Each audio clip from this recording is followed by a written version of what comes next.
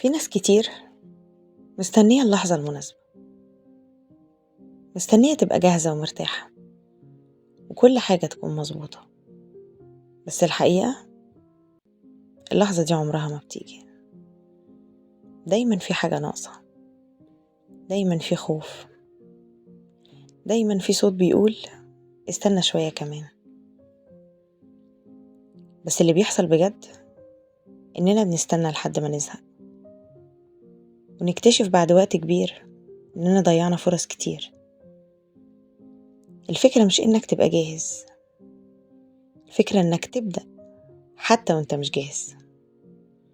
تبدأ بخطوة صغيرة، بكلمة، بمحاولة. يمكن تغلط عادي، يمكن تتلخبط عادي، بس على الأقل هتكون بدأت. لأن في الآخر مفيش حد بيبقى جاهز من الأول، كلنا بنتعلم واحنا ماشيين.